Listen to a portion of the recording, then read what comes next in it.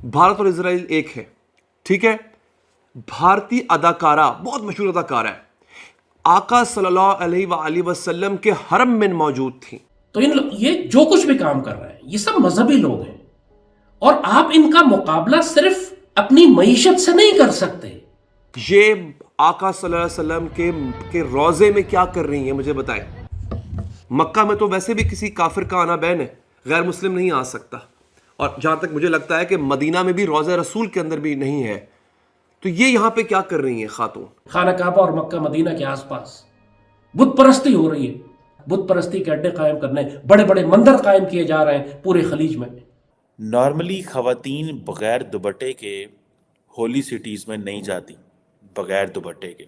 लेकिन आप देखें, ये देख लीजिए ये आप देख लीजिए क्या हो रहा है यहाँ पे इस वक्त।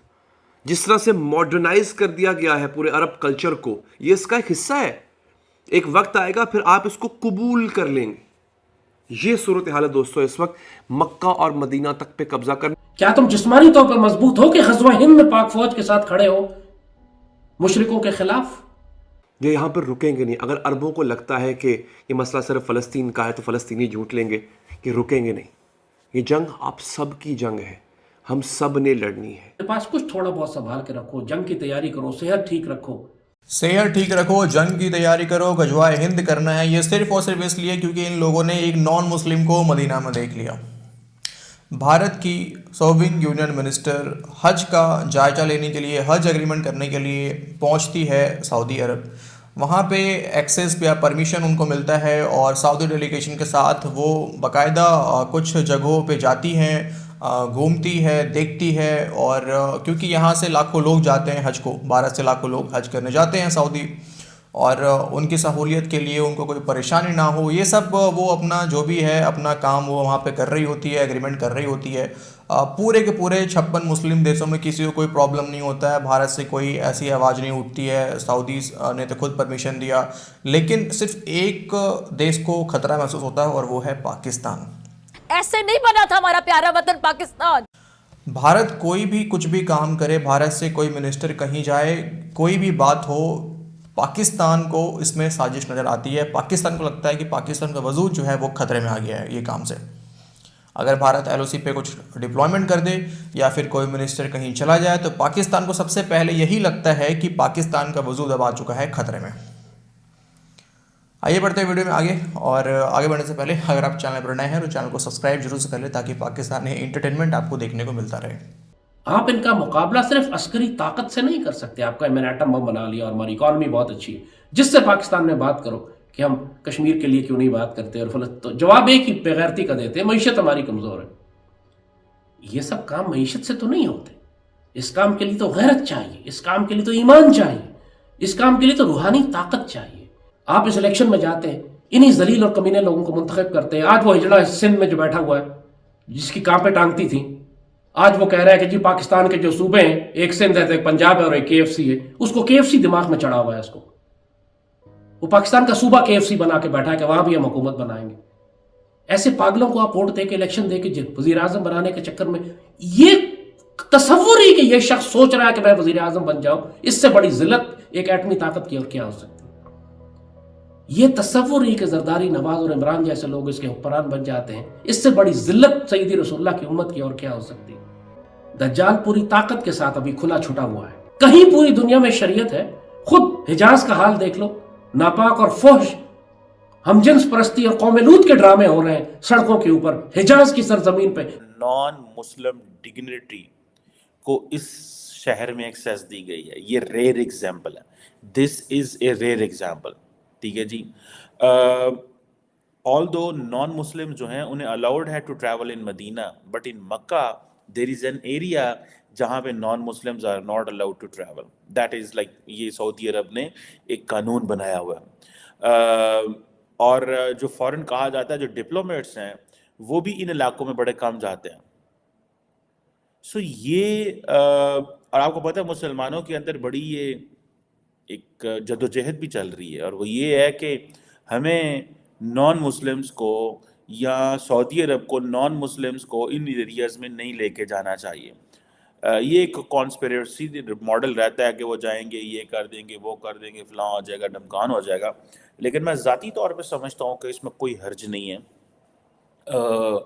जब मुसलमान बाकी मज़ाहब की प्लेसेस पे जा सकते हैं, तो मेरी ज़ाती राय में मुझे इसमें कोई मजहबी और शरई और रिलीजियस किसी बात का नहीं पता, लेकिन मैं ज़ाती तौर पर समझ रहा हूँ इसमें कोई हर्ज नहीं है, जाना चाहिए लोगों का। ये एक लोग अगर मजहबी बुनियाद पे नहीं जाना चाहते, टूरिस्ट पॉइंट पे जाना चाहते हैं, they want to understand the history, they want to see the sites, historical sites, इसमें कोई मसला नहीं होना चाहिए।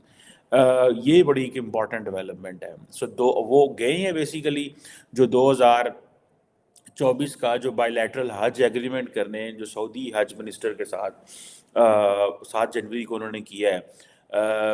और इंडिया को आपको पता है कि 2.25 लाख का हज कोटा दिया गया है, 2.25 लाख का हज कोटा।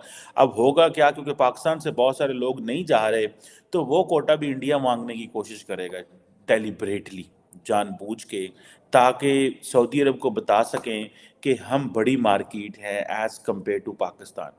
अरबों खरबों रुपया खर्च हो रहा है बुतों की पूजा करने के लिए, खुद अरब मुसलमान शामिल हो रहे हैं उसमें। सईदी ने फरमाया था कि एक दौर आएगा आखिरी दौर में कि अरबों की एक जमात दोबारा बुत परस्त हो जाएगी। अपनी आंखों के सामने तुम वो वक्त देख रहे हो। क्या तुम जिस्मानी तौर पर मजबूत हो कि गज़वा हिंद में पाक फौज के साथ खड़े हो मुशरिकों के खिलाफ?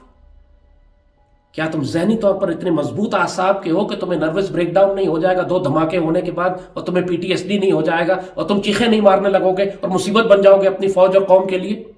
मेडिसिन और फर्स्ट एड की तरबियत हासिल करो कि कोई जख्मी होता है तो कम से कम तुम करामत तो हो सको। खाना पकाना सीखो, कपड़े सीना सीखो, मुजाहिद बनो। कोई काम तो ऐसा हुनर सीखो कि जब उम्मत पे मुश्किल वक्त पड़े तो तुम काम आओ। या लाश की तरह बेहोश पड़े रहोगे कि कोई मेरी मदद करे, हुकूमत मुझे बचाए, कोई आके मेरे मुंह में निवाला डाल दे। जैसे हमारी कौम का हाल है, भिखारी बना दिया इसको, अपने हाथ से काम करते इनकी जानें जाती।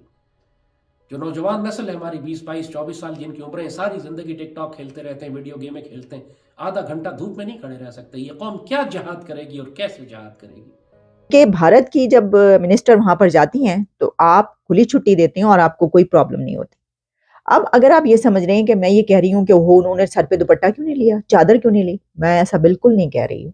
क्योंकि बहुत सारे लोग जो ये सवाल उठा रहे हैं, ये तो जनाब एक हलचल पैदा होगी कि ओहो ये क्या हुआ है, इतनी जगहों पर जो है वो ऐसी जगहों पर गई और उन्होंने, तो वो क्यों लें, स्मृति ईरानी क्यों लें? देखें, उन्होंने अपने रिलीजन को फॉलो किया, उन्होंने अपनी ट्रेडिशन को फॉलो किया, उन्होंने अपनी कल्चर को फॉलो किया। सबसे बड़ी बात ये कि वो इसी तरीके से हर जगह पर जाती हैं और उन्होंने कहा कि मैं इसी तरीके से जो है वो आपके उधर भी आई हूँ।